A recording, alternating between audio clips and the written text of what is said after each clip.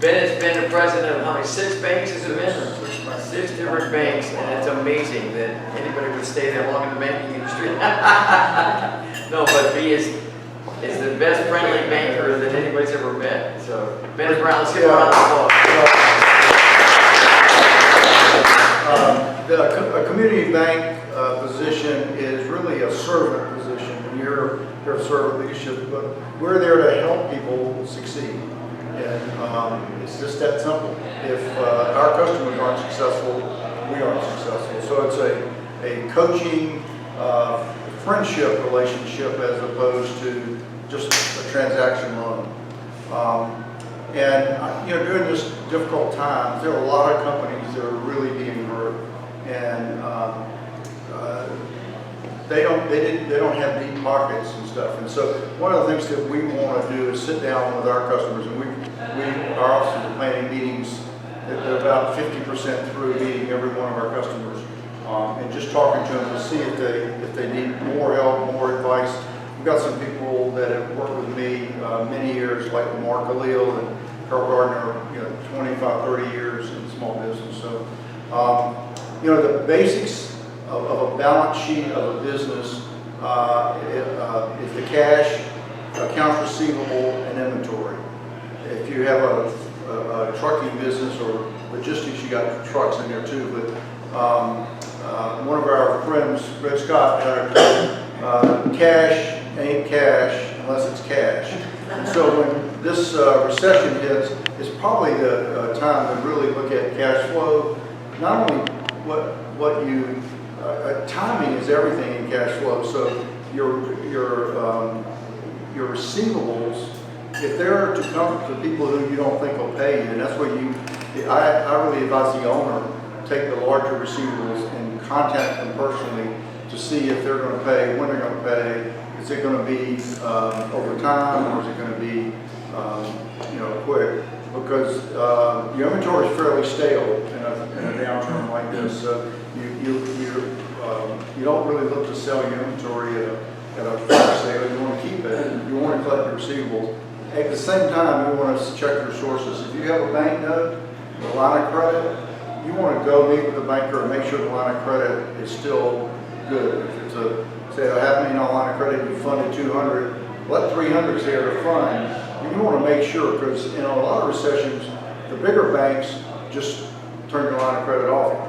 Sometimes you get a form letter, sometimes you don't get anything until you ask for the line. You said, advance $100,000 up on the line. Uh-oh, your line's been canceled, and that happens a lot. So you want to communicate with your banker.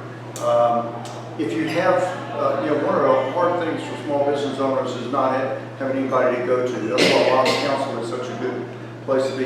Get advice from people that not necessarily in your business, but they can give you advice, and then we'll also pray with you. So pray, get counsel. A lot of times your CPA and your attorney can be a good source to go to, but I just want to warn you, most CPAs and most attorneys aren't really entrepreneurs. They don't understand business like you think they do. They're more focused on law or accounting. And the old expression was, CPAs are always looking in the rearview mirror. They're looking at historic data, not what you're going to do. So you need to plan, project a cash flow, and really in this kind of a crunch, on a weekly basis, you need to know what's coming in and what's got to go out. At the same time, your payables are, you want to take good care of those who you're buying from.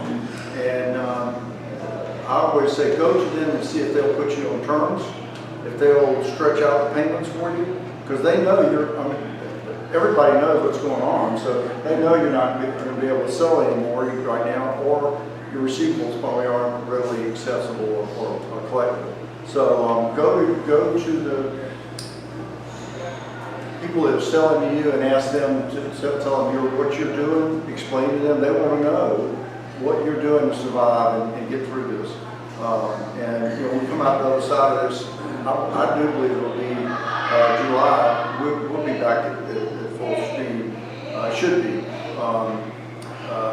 And then once you survive, you're in good shape. So Watch the timing of your cash flow, work your receivables, or if there's concentrations of large ones, work your large ones first, and send them payables. And pray with people that will pray with you, because God does answer prayers. And you said one other thing you didn't mention was about bankers. You said never go bankrupt, you said. Oh, well, sometimes you have to go bankrupt. I'll tell you, we refer people, if you have a large creditor who is not working I got you.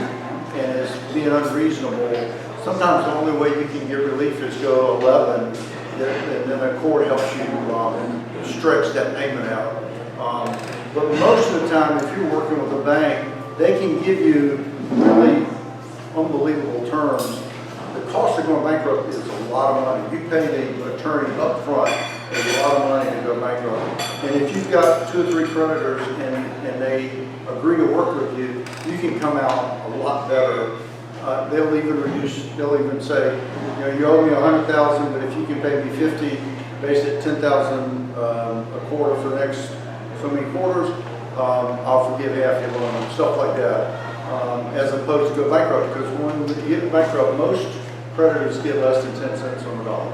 And if you're unsecured, you don't get anything. So the banks and your creditors will work with you. We work with about 15 or 20 pretty good sized credits, and this last recession, worked with the creditors, worked with the bank, and they didn't go bankrupt, and they're all doing really well today. Very strong, very profitable. So everybody gets in trouble.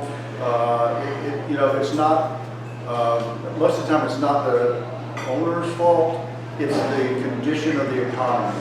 So, you know, don't look in the mirror and beat yourself up. It's the economy. It's caused it. So, Okay. and that's it. Good, good.